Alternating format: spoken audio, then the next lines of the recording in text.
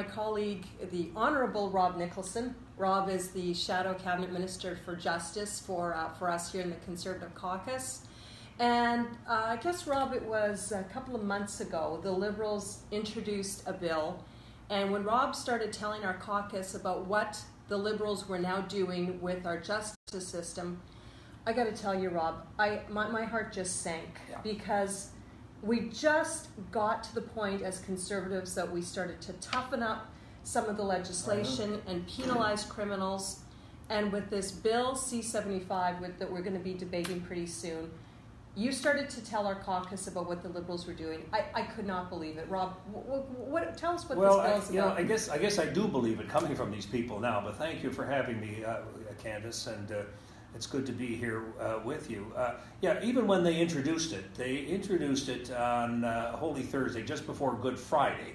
And so, of course, I'm suspicious. Everybody's leaving Ottawa here for the Easter break, and so when they introduced these bills, and my office immediately we checked it out. It's over 300 pages, into the criminal code, and again, it's consistent with what they have been doing, which is not worrying, as they should worry, consistently about victims of crime. This is all about giving a break to individuals who have committed crimes for the most part. So there's a list here of probably about 20 different types of crimes. That what the Liberals are doing is now making these crimes less serious. So here's instead what they're of them doing. Indictable, they're taking all these. Indictable are the most serious crimes in Canada. Like, for example, participating in an activity of a terrorist group. That has been an indictable offense. We Conservatives believe that is a very serious offense. There's one example. If, for instance, you kidnap a child under the age of 14, again, we are unanimous on this. The Conservative Party, these are very serious crimes. What they're doing now is they're giving the courts the option, the Crown the option, to reduce that to what is known as a summary conviction offense, where the penalty can be 2 years less a day in prison or a fine. And I thought to myself, who in Canada believes that if you're into the business of participating in a terrorist organization, or if you're, kidnapping a child, or one of the ones here, I'm going to be very interested to hear from the people who are against impaired driving.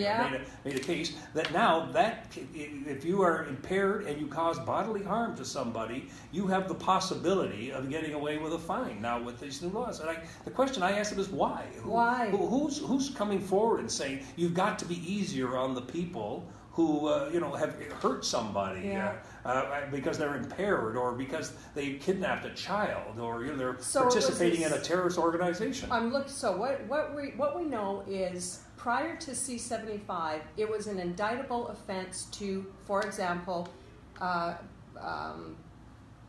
lead Canada to participate in activity of a terrorist group. There's one example. Obstructing or violence or to arrest of officiating clergymen. That was an indictable offense. Causing bodily harm by criminal negligence. That was indictable. Bodily harm was indictable. Impaired driving causing bodily harm. That was indictable. Withholding or destroying documents in trafficking. Some of these are kind of obscure types of things, but then there's some. Abduction of a person under the age of 16, abduction of a person under the age of 14, indictable. Forced marriage, indictable. Polygamy, indictable. Advocating genocide, indictable. These were all indictable. That's right. Which they should be. But guess what? Now the Liberals soft on criminals. That's right. They are giving the option now of having the lowest possible criminal conviction penalty here. And I guess the question we have to, and we will ask, is why are you doing this? Why are you doing this? I'll give you another example here. We are looking at this as, it's 300 pages, but we're going over it very carefully. And one of the sections they said they were going to repeal is 161.1A. Oh.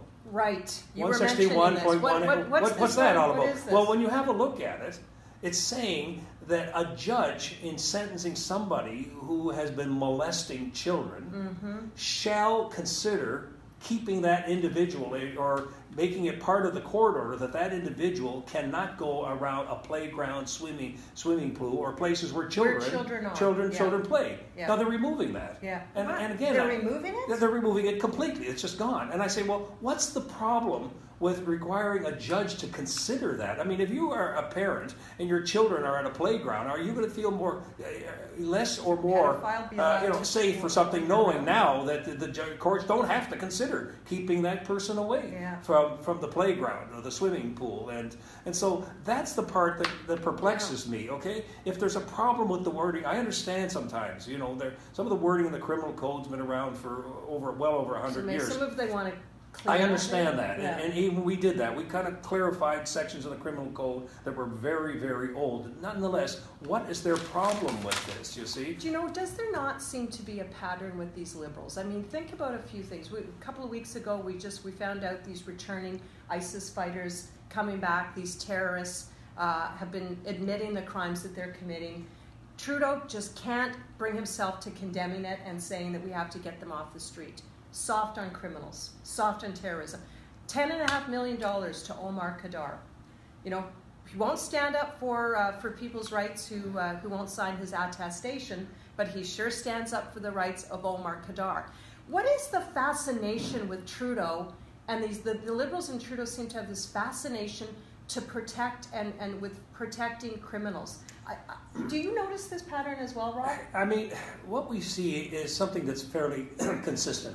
You and I were just talking about another bill they introduced just before Canada Day, and I guess I get suspicious just before a holiday, the afternoon before the holiday, when they table another omnibus bill. I'm very suspicious. But again, on one of those, I think Section 176, they're repealing 176. Oh, well, what's that? Well, that was the section that said that if you disrupt a religious service, or if you threaten or try to attack a member of the clergy, that is an offense of the criminal code. Right. And so I asked, when we saw that, we were reading through that, I checked this out, I had to ask them in Parliament. I said to the Liberals, I said, why don't you ask people back in your riding here? Mm-hmm. I know you're going to say, you Conservatives are always, trying to protect, victims, or you want to get tough on crime. You always want to be tough on crime. I said, ask your constituents here. See what they think, that if it's not. And then I was told, they said, well, if you disrupt a religious service, it's still mischief. I said, it's not just mischief. And, I said, the vast majority of Canadians, and it's not a question of whether you attend a religious service or not, whether you attend it or not, most people would say, if you start disrupting or interfering with people's right to practice their religion, that's a serious offense. It's not mischief. It's not like a ruckus at a hockey game. Yeah. So they did. They got tens of thousands of emails, and I want to thank people like you and other members of our caucus, because we reached out to people across this country here, and we said to them, look, do you agree with us that this should be left in? And eventually they had to back down. But one of the interesting things on this C-75 that you and I have been talking about, it was an indictable offense if you try to attack a member of the clergy. Well, they're taking it down. That's right. They water it down. And again, why not just leave? My advice to Liberals: leave 176 alone. Okay, I guess you have problems. This is the second time. You know what I mean? And if there had been problems with these things, okay. But show me where there was a problem across Canada. Well, trying to make it easier on criminals is what it seems to be. But listen. I think, Rob, you made a very good point, and that is that people who are watching this Facebook Live, may be wondering, what are we going to do? And I know a lot of people can hardly wait for 2019 when we can get these guys out of office. But in the meantime, there's so much damage they are doing to our country. And there are things that the people can do to stop this. You can phone, and I would suggest phoning. Emails are really good. Letters are good. But get a phone campaign on a Liberal. If you've got a Liberal member of Parliament where you live, have 20 people call that Liberal MP in one day. I can tell you, if we got 20 phone calls or 50 phone calls, we listen.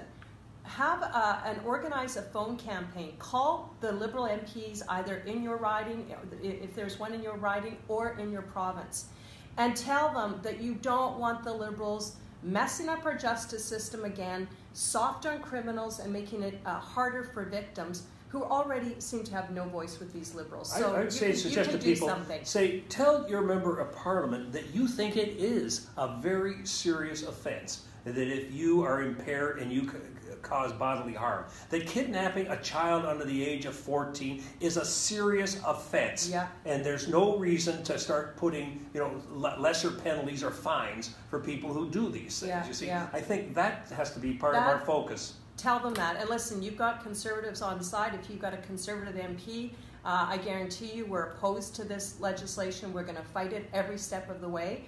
But you can do something too. So thanks for listening, but please act. We need everyone to act. We sure do. Yeah. We have to stick together on this. Thanks for hanging out with me a little bit, Rob. We better get back to the house.